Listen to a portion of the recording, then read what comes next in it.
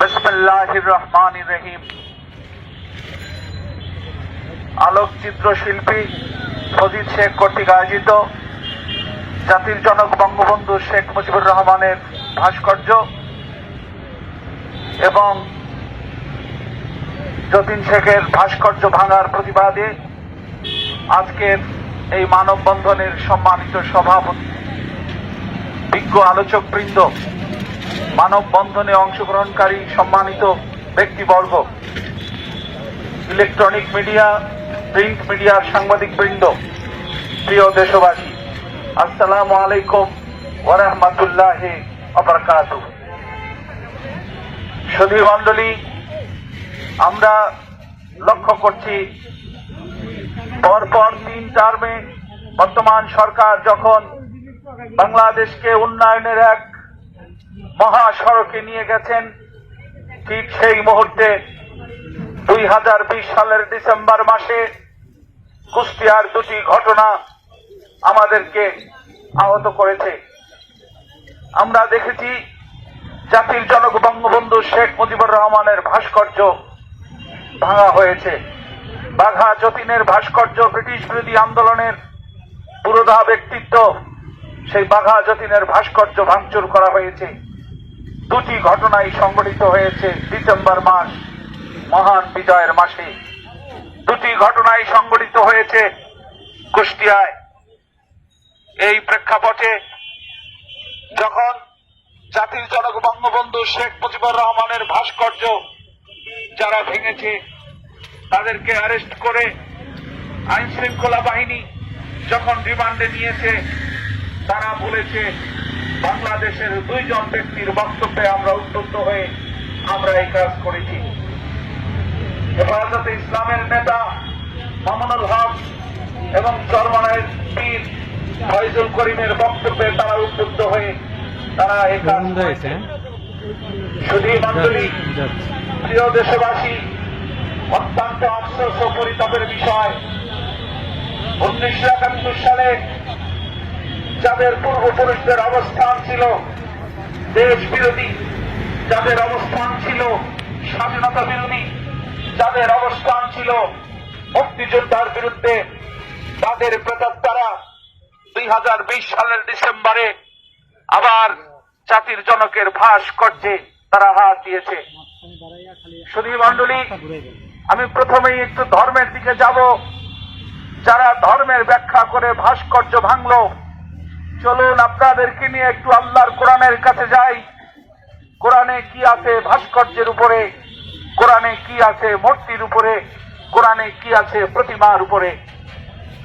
সুধী মণ্ডলী, মহান রব্বুল আলামিন কোরআনে কারীমের সূরা সাবার 13 নম্বর আয়াতে আল্লাহ বলেছেন, তার নবী সুলাইমান আলাইহিস সালাম, যেই সুলাইমান আলাইহিস সালাম পৃথিবীর নজিরবিহীন একজন বাদশাহ ছিলেন এবং আল্লাহর নবী ছিলেন, সেই সুলাইমান আলাইহিস সালামের আন্ডারে আল্লাহ পাক জিন জাতি তার নিয়ন্ত্রণে দিয়েছিলেন। জিন জাতি সুলাইমান নবী সাল্লাল্লাহু আলাইহি ওয়াসাল্লামের আন্ডারে জিন জাতি কাজ করত। সেই সুলাইমান নবী জিন জাতিকে দিয়ে বড় বড় প্রাসাদ নির্মাণ করিয়েছেন, বড় বড় ভাস্কর্য নির্মাণ করিয়েছেন, বড় বড় চৌবাচ্চা ডেক নির্মাণ করিয়েছেন। আল্লাহ পাক কোরআনে বলেছেন, হে দাউদ পরিবার, জিন জাতি তোমাদের নির্দেশে ভাস্কর্য নির্মাণ করছে, জিন জাতি তোমাদের নির্দেশে প্রাসাদ নির্মাণ করছে। হে দাউদ নবীর পরিবার, তোমরা আমি আল্লাহর শুকরিয়া আদায় করো। আমার বান্দাদের মধ্যে অল্পই আমার কৃতজ্ঞতা পোষণ করে থাকে। প্রিয় দেশবাসী, আল্লাহর কোরআনের 114টা সূরার মধ্যে একটি সূরা, সূরা সাবা, এই সূরার 13 নম্বর আয়াতে ভাস্কর্যের কথা আল্লাহ উল্লেখ করেছেন। আল্লাহর একজন নবীর নির্দেশে এই ভাস্কর্য নির্মাণ করেছিল জিন জাতি। যদি ভাস্কর্য হারাম হতো, কখনো আল্লাহর কোন নবী এই ভাস্কর্য নির্মাণ করতেন না। ইসলাম প্রগতিশীল ধর্ম, ইসলাম আধুনিক ধর্ম, ইসলাম সর্বশ্রেষ্ঠ ধর্ম, ইসলাম ইতিহাস ঐতিহ্যের সংরক্ষণকারী ধর্ম। আল্লাহর কোরআনের যদি প্রবেশ করা যায়, দেখা যাবে আদম আলাইহিস সালাম থেকে শুরু করে রাসূল সাল্লাল্লাহু আলাইহি সাল্লামের যুগ পর্যন্ত ইতিহাস পরম্পরার সেই ঘটনা প্রবাহ আল্লাহর কোরআনে এসেছে। এই ভাস্কর্য নির্মাণ করা হয় একটি দেশের ইতিহাস ঐতিহ্য সংরক্ষণের জন্য। একটি দেশের ইতিহাস ঐতিহ্যের পাশাপাশি তার শৌর্য বীর্য এই ভাস্কর্যের মাধ্যমে ফুটে ওঠে। সুধী মণ্ডলী, আল্লাহর কোরআনে সেই ভাস্কর্যের কথা রয়ে গেছে।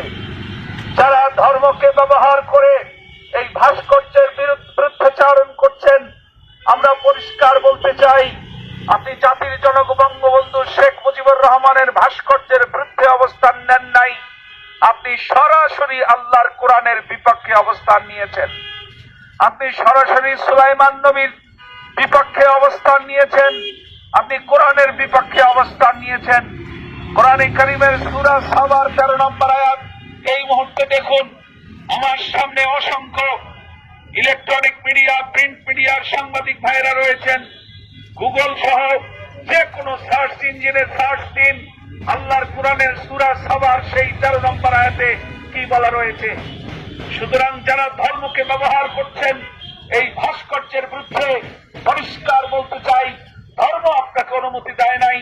আপনার ব্যক্তি স্বার্থকে কোরআন ব্যবহার করে আপনি ব্যক্তি স্বার্থ চরিতার্থ করার অপচেষ্টা করছেন। সুধী মণ্ডলী, প্রিয় দেশবাসী, দ্বিতীয় যে কথাটি আপনাদের কাছে পরিষ্কার করতে চাই, আল্লাহ কোরআনে যত জায়গায় মূর্তি হারাম করেছেন, সব জায়গায় দেখা গেছে মূর্তি হচ্ছে শিরক করা, আল্লাহর সাথে শিরক করা, আল্লাহর সাথে মূর্তিকে সমকক্ষ স্থাপন করা। এই জন্য আল্লাহ পাক মূর্তিকে হারাম করেছেন। যারা আজকে বলছে যে ভাস্কর্য যদি নির্মাণ করা হয় এক সময় ভাস্কর্য আমাদেরকে পূজার দিকে নিয়ে যাবে, তাদের এই যুক্তি মূল্যহীন। তার প্রমাণ আমি দেব এখন। আল্লাহ কোরআনে বলেছেন, চন্দ্র সূর্যকে তোমরা সেজদা করো না, চন্দ্র সূর্যের মালিক আল্লাহকে সেজদা করো। যদি প্রতিমা আমাদেরকে পূজার দিকে নিয়ে যায়, তাহলে চন্দ্র তো পূজার দিকে নিয়ে যেতে পারে, সূর্য তো পূজার দিকে নিয়ে যেতে পারে। সুতরাং এই সকল খোঁড়া যুক্তির কোনো অবকাশ নেই।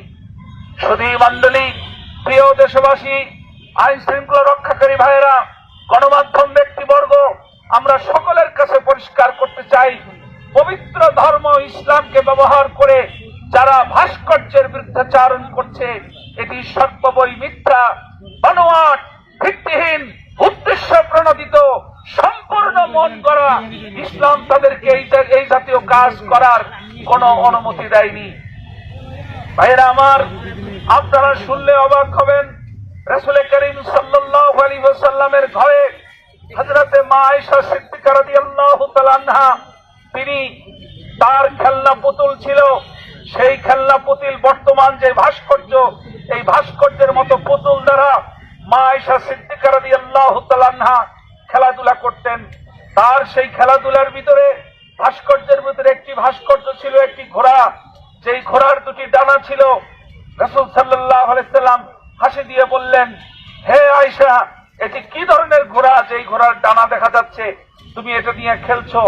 তখন মা আয়েশা হাসি দিয়ে বললেন, ইয়া রাসূলুল্লাহ, আপনি কি দেখেন নাই যে সুলাইমান আলাইহিস সালামের ঘোড়া ছিল, সেই ঘোড়ায় এইভাবে ঘোড়ার সেই পাখা ছিল, এটা তো সুলাইমান আলাইহিস সালামের ঐতিহ্য।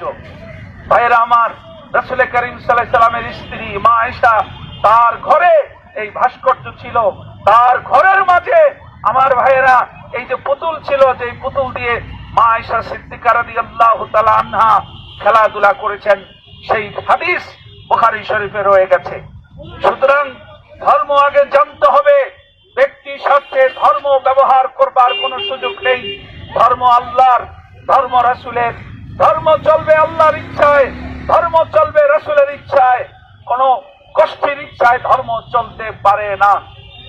সম্মানিত সুধী মণ্ডলী, গণমাধ্যম ব্যক্তিবর্গ, দ্বিতীয় যে কথাটি আমি পরিষ্কার করতে চাই, সেটা হলো, যারা এই ভাস্কর্যের গায়ে হাত দিয়েছে, ভাস্কর্য ভেঙেছে, তাদের মূল উদ্দেশ্য ধর্ম নয়, তাদের মূল উদ্দেশ্য বাংলাদেশের স্বাধীনতা, সার্বভৌমত্ব, তাদের মূল উদ্দেশ্য জাতির জনক বঙ্গবন্ধু শেখ মুজিবুর রহমান, তাদের মূল উদ্দেশ্য এই দেশের স্বাধীনতার, সার্বভৌমত্বের এই সেই চলমান প্রবাহ, এটিকে বাধাগ্রস্ত করা। আজকে আমরা পরিষ্কার বলতে চাই, বাঘা যতীনের ভাস্কর্য ভাঙা হয়েছে। তিনি ব্রিটিশ বিরোধী আন্দোলনের অন্যতম নেতা ছিলেন। জাতির জনক বঙ্গবন্ধু শেখ মুজিবুর রহমান, যিনি আমাদেরকে পতাকা দিয়েছেন, স্বাধীন মানচিত্র দিয়েছেন, স্বাধীন দেশ উপহার দিয়েছেন, সেই জাতির জনকের তর্জনী, যেই তর্জনীতে বাঙালি জাতির সাহস লুকায়িত, আমরা কুষ্টিয়ায় যেই ভাস্কর্যটি তারা ভেঙেছে আমরা দেখেছি, সেখানে জাতির জনকের সেই তর্জনী আঙ্গুলকে আঘাত করা হয়েছে, তার চেহারাকে আঘাত করা হয়েছে। এখানে তর্জকে একদিকে আঘাত করা হয়নি, চেহারাকে আঘাত করা হয়নি, 56,000 বর্গ মাইলের বাংলাদেশকে আঘাত করা হয়েছে। আজকের এই মানববন্ধন থেকে আমরা এর তীব্র নিন্দা এবং প্রতিবাদ জানাই এবং অনতিবিলম্বে আইন শৃঙ্খলা রক্ষাকারী বাহিনী, স্বরাষ্ট্র মন্ত্রণালয়, গণপ্রজাতন্ত্রী বাংলাদেশ সরকারের মাননীয় প্রধানমন্ত্রীর কাছে আবেদন করব, অনতিবিলম্বে আমার দেশের ইতিহাস ঐতিহ্য সংরক্ষণের জন্য জাতির জনকের ভাস্কর্য, যত ভাস্কর্য আমার দেশে রয়েছে, এই ভাস্কর্যের নিরাপত্তা বিধানে বিশেষ ব্যবস্থা গ্রহণ করতে হবে। পাশাপাশি যারা এই ভাস্কর্যের গায়ে হাত দিয়েছে তাদের উপযুক্ত শাস্তি নিশ্চিত করে বাংলাদেশকে ধর্ম নিরপেক্ষ একটি রাষ্ট্র, সেই সুনাম অক্ষুণ্ণ রাখতে হবে। সকলকে ধন্যবাদ জানিয়ে আমি আমার বক্তব্য শেষ করছি। জয় বাংলা, জয় বঙ্গবন্ধু। আখির দাওয়ানা আলহামদুলিল্লাহি রাব্বিল আলামিন। আসসালামু আলাইকুম ওয়া রাহমাতুল্লাহি ওয়া বারাকাতুহু।